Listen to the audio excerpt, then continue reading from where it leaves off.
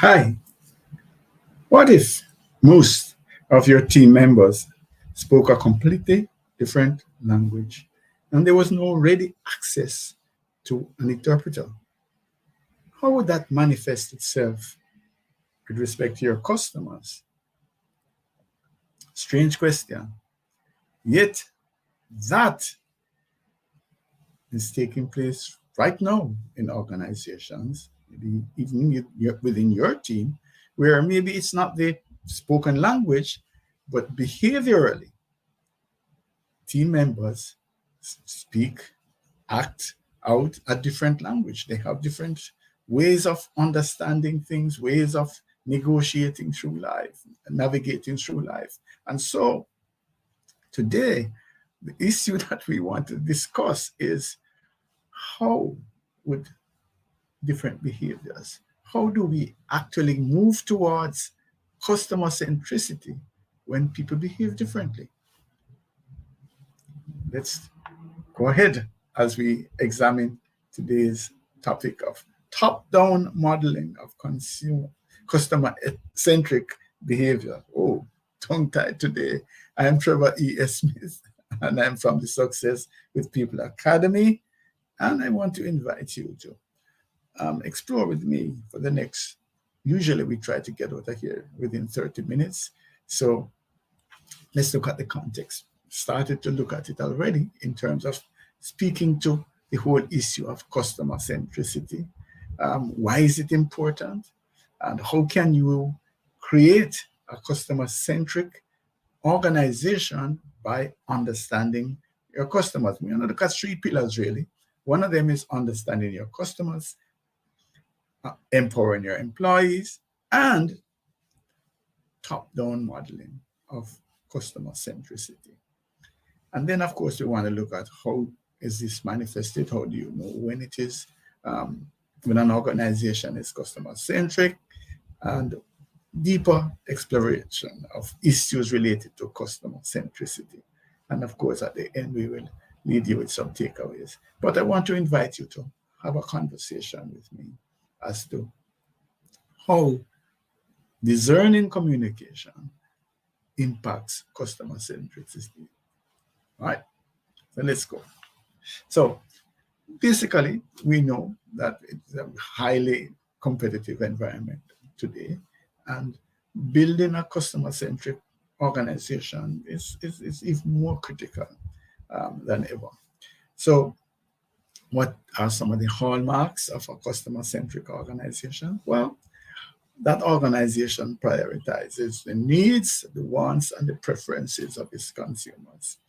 And by that, from that understanding, they place it at the center of all the decisions that they make and all of the standard operating procedures and so on. So it drives the inner workings of the organization. And what is critical right now, I'm being bombarded, for example, by with information from Google that's saying, hey, we're shifting to another platform, we're upgrading our customer analytics. And that's it. There's a whole industry around helping us to better understand our customers. Understanding customers and getting closer to customers makes a huge difference to the bottom line, as we will see. So, for example, there's a study by Deloitte that shows that customer-centric companies are 60% more profitable than companies that are not focused on the customer. So that's it. When you consider, we have all of this plethora of social media actions, etc. But the word of mouth, when somebody comes online or speaks to you directly and says, hey,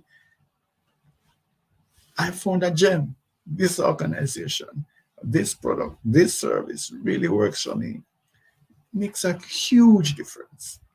And of course, the opposite is true, that one bad feedback can also drive away customers. So getting to the heart of customer centricity is very important.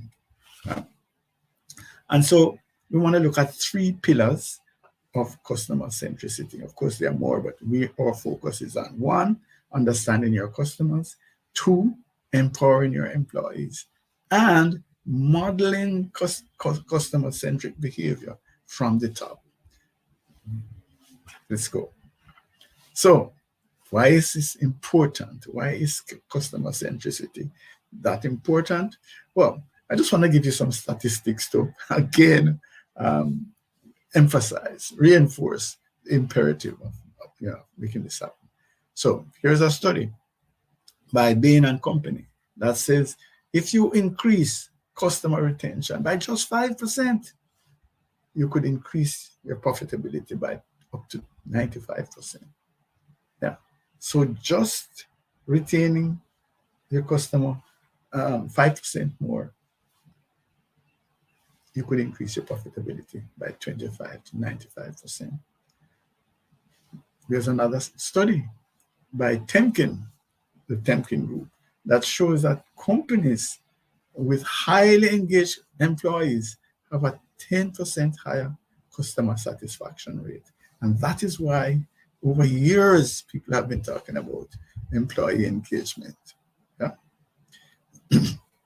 Watermark Consulting has a study that shows that leaders in the area of customer experience outperform the market, generating a total return that was 35 points higher than the S&P 500 index.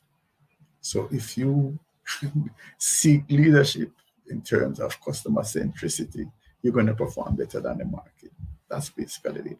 So these findings highlight the benefits of building a customer-centric organization. The impact would be seen at the bottom line in terms of your profitability, improve customer satisfaction and loyalty, and of course, employee engagement and retention and satisfaction. So let's look at the first pillar, customer centricity, by understanding your customers. Right? We're saying, again, reinforcing that we need to look at the needs, the wants, and the preferences. A lot of us understand the dynamics going through to find out who is this customer. In some instances, you're encouraged to actually have a personal profile and name. We actually know them on a first name basis.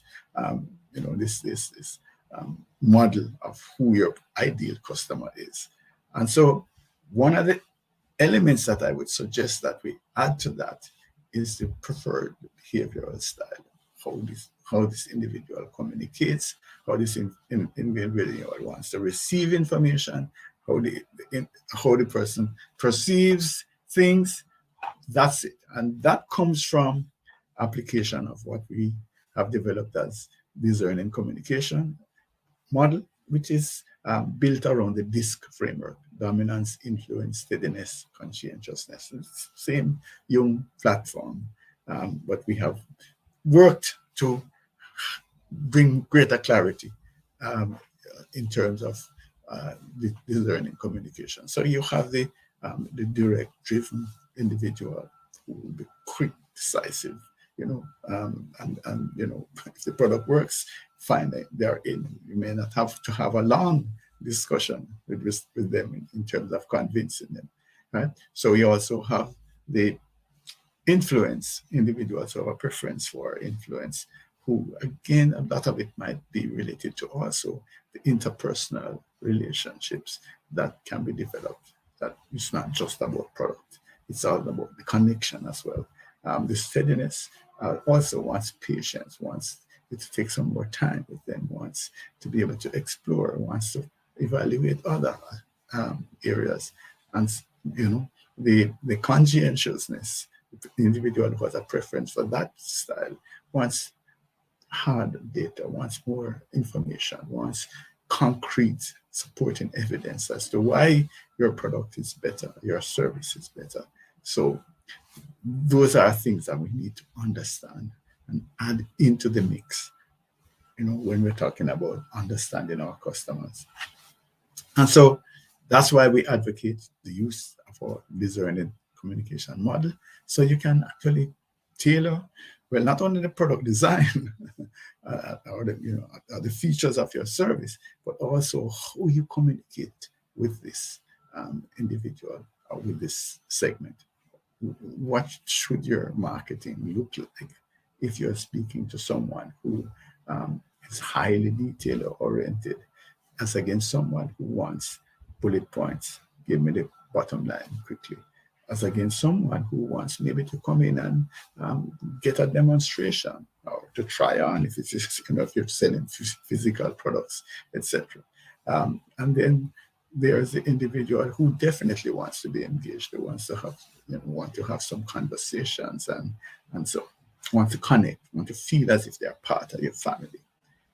Those are important distinctions as we look at customer centricity. So what about, how does this take place then if the employees are not involved in that process?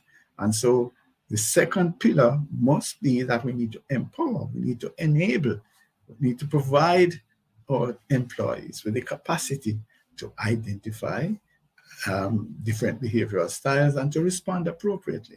And critically, it needs to take place inside as well. I know we go through customer service training and we understand that we need to have internal and external customers. That mantra is seemingly not being at the forefront as it should be, because whatever happens internally is going to eventually manifest itself externally. And so one of the things that we have to look at then, if we're going to have a customer-centric organization, we need to empower our employees. We need to help them to make decisions and to take ownership for the customer experience. I give you one insight related to empowering employees and taking this matter seriously. So there was a young man who was being mentored by us. And a part of the mentorship process, we actually placed him in the organization at the front desk. At the time we were actually relating to customers in a training institution. And so he functioned in the front desk. One conversation that we overheard, was him saying to a client, listen to me, I did my part. I did my part. I don't know why they could. They, have not sent you your transcript. Yes, I did my part. And I don't understand why they have not sent you your transcript. So no, we identified the individual as a C-style individual. Lot of details, holding people accountable, all of those are part of the thing. So I'm not here saying that someone who has a preference for the C-style is not a good fit to be in the front office, into client-facing engagements. That's a question, because I personally am not of the view that someone with a particular style can't do particular jobs. What is clear, though, is that we should have prepared the individual. We should have trained the individual to understand the concept of collective responsibility, the concept of being united in terms of our service. So the issue then is not to make it pass that this didn't happen, but the individual should have taken it up with their colleagues, not in the face of customers. So if we understand customer centricity then, in terms of the internal workings, in terms of empowering employees, one of the things that we need to be clear about is that in the incident that I mentioned, that individual should have followed up before. So here's a deadline. This is supposed to happen at this time. They did their part, they asked for it. Did they go and follow up to make sure that the deadline is going to be met? That's a sort of join up responsibility for the customer experience. That is where the difference lies, is that we're not silos where we are saying, okay, I did my part. You know, if they didn't do it, I am not taking any responsibility. That's not the idea. The idea there is that we need to get to a place where the employee sees others as an important part of machinery, whatever we want to call it, that delivers wonderful, exceptional customer experience. And we are one cog that needs to function effectively, but we are also, in a sense, maybe the analogy is not to work, because how do I fix another part of the machine? But it's a unit, a team that works together, and we need to make sure that all members of the team are functioning, are delivering, and that there are no slip-ups. That's the key. So why is this important? What we're saying then is that when we're looking at the whole issue of empowering employees, we need to take their behavioral styles into consideration. That's the bottom line, is that different individuals come to the table with different perspectives. They function differently. They get information, receive information differently. They receive feedback differently. We need to therefore look at each individual and to see, are they a proper fit for the role that they have been assigned, and how do we get them to function effectively in the role that they have been assigned, critically, from their behavioral preference. We need to look at it then. If this is my behavioral style, how do I get best results from that style? That's it. And so customer centricity doesn't take place until we get to a place where we are empowering employees. And for me, part of empowering employees must be, one, an understanding of themselves, two, an understanding of their teammates, and three, the capacity to understand, to identify readily the behavioral style of customers and to respond appropriately. Understand self, understand our colleagues, understand customers, and how best to get results from customers, how to give the customer the experience that they desire, and to exceed that. So that's critical. All right. So we have looked at understanding customers, again, looking at their behavioral preferences, understanding and empowering our employees, where there's an understanding of self, understanding of their colleagues, and understanding how to identify and respond appropriately to customers. The next thing now, and this is a big one, is top-down. This doesn't happen by chance. All the things that we have spoken about before does not happen by chance. It has to be driven from the top. And so when leaders, as it says here, consistently demonstrate customer-centric behavior, it's going to make a difference. It's going to impact the rest of the organization. Yeah? And so I would advocate that we need to find a way that leaders at all levels, but especially from the top, should be modeling the behaviors that would enable customer centricity. Yeah. This is how we make the difference, is that we model the behavior, we follow it up, we make sure that we put in place all the monitoring and the enabling mechanisms to make sure that the behavior that we desire is manifested. So here are three areas in which we can identify to say, yes, customer centricity is in play. One is that the leaders prioritize customer needs and preferences in their decision making.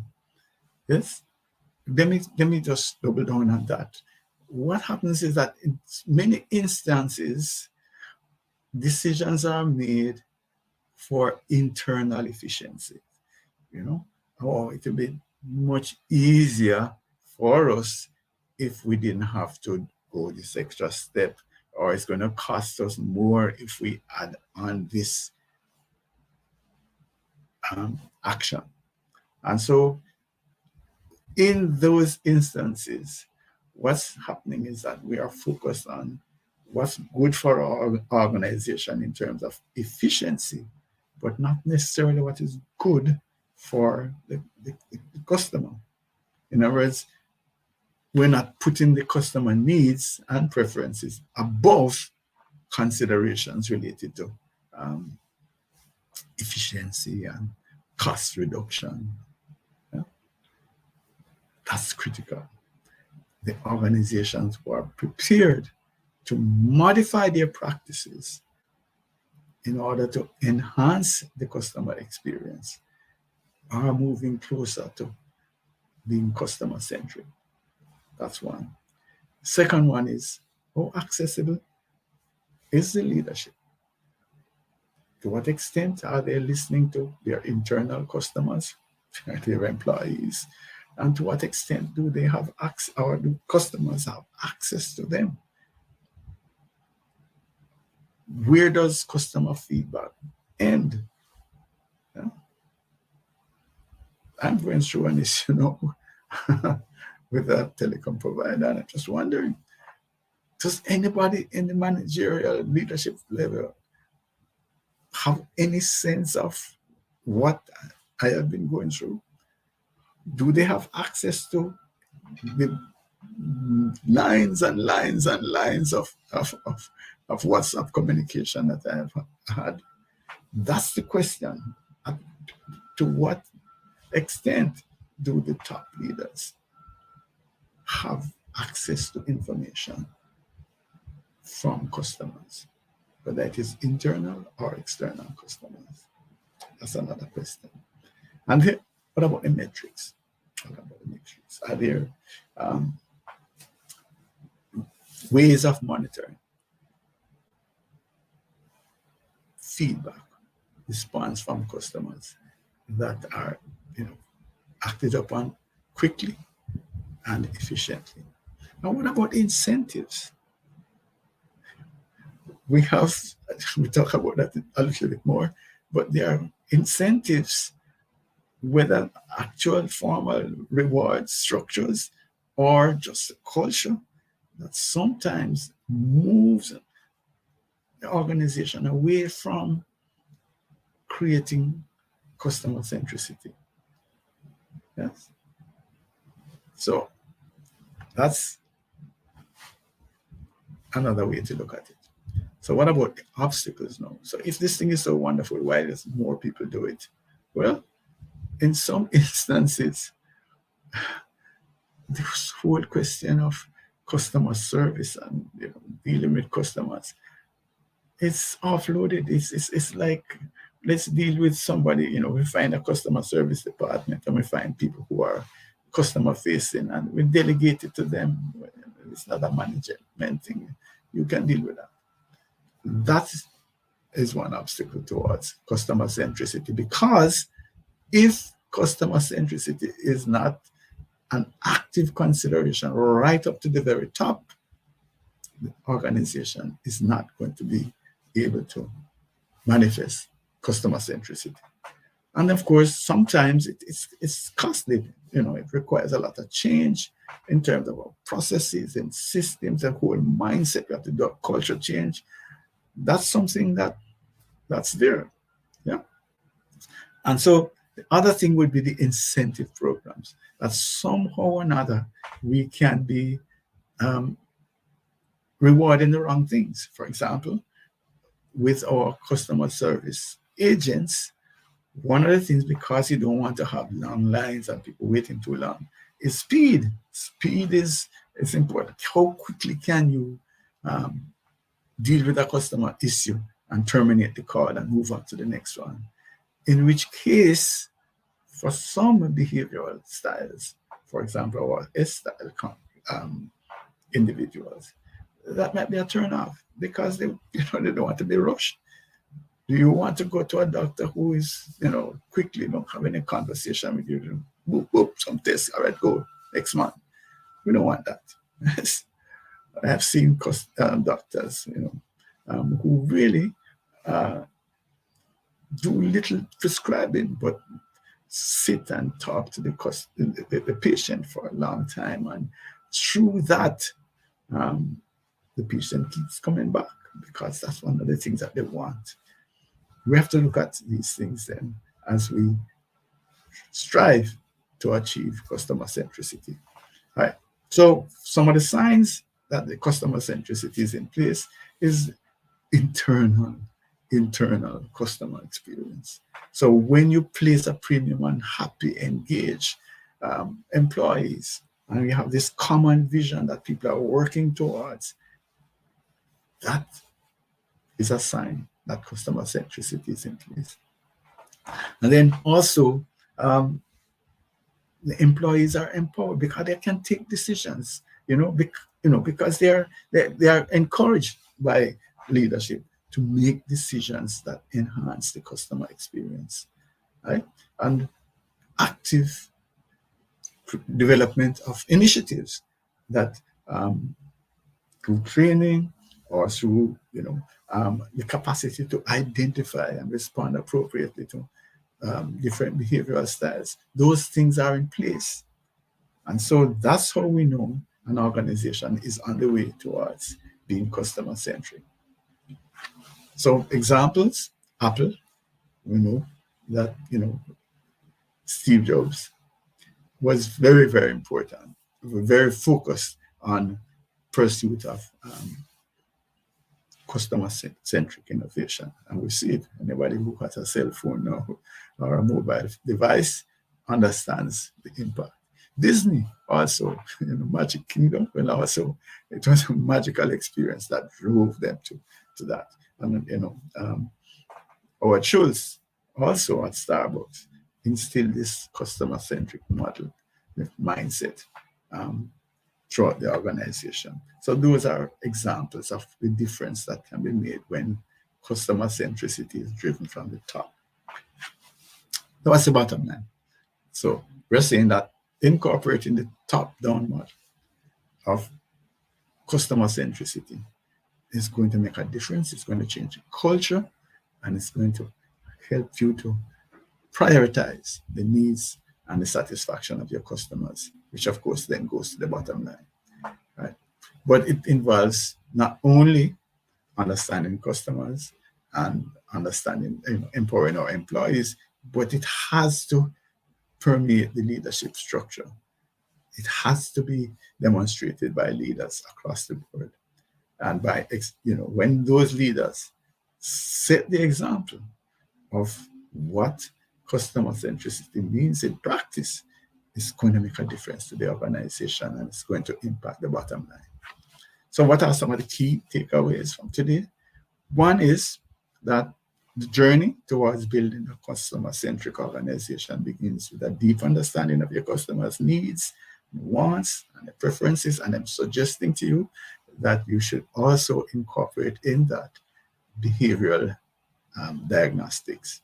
Right? So by incorporating our DISCerning communication principles, it can impact how you tailor your communication, how you can even develop your products, what sort of conversations you can have with your customers.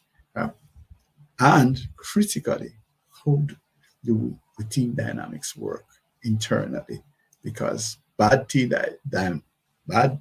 dynamics eventually spill over into the outside, right? And impact our customers negatively.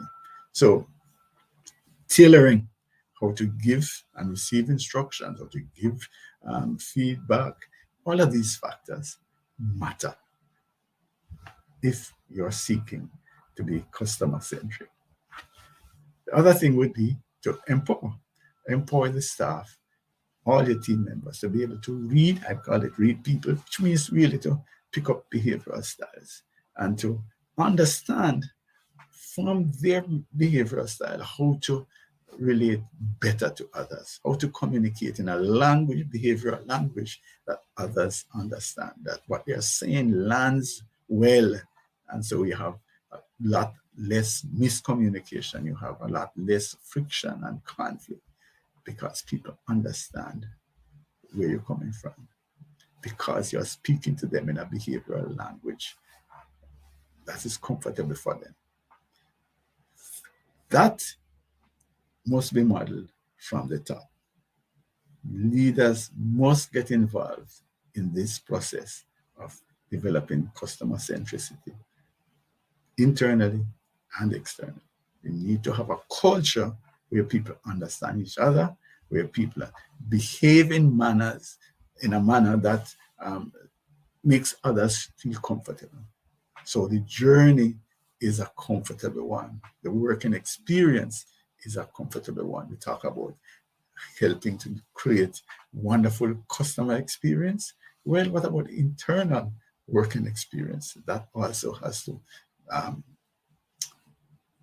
get messaging that is consistent, and the priority on healthy relationships internally and externally is clearly understood across the board.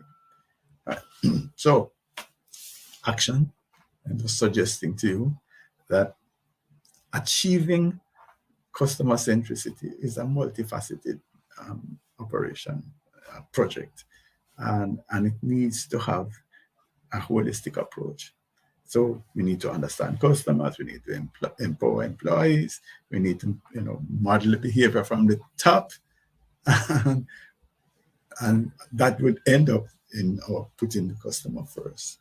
And try it, I suspect we are all, because every organization has multiple levels of customer service training, and I'm suggesting to you that there are ways to enhance that set of activities to get better results.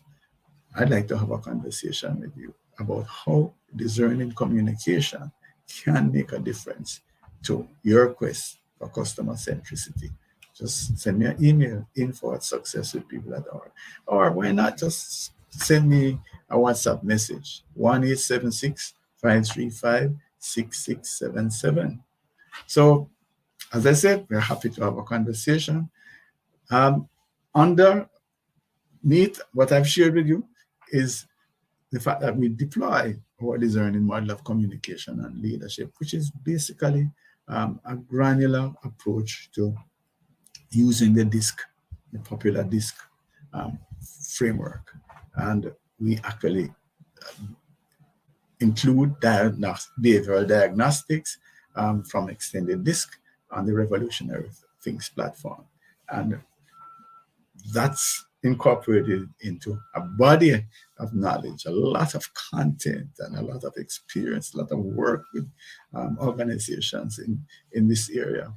We're also a SHRM recertification provider, which means that if you did training, you could get certificates that are internationally recognized. So let's have a conversation. Let's talk. No commitments, we just open, have an exchange, and then we can move on from there. Thank you for your time. Once again, I'm Trevor E.S. Smith. I'm with the Success with People Academy, and I can, in fact, make a difference to your customer service and your customer centricity as an organization. Send me an email, info@successwithpeople.org. Thank you.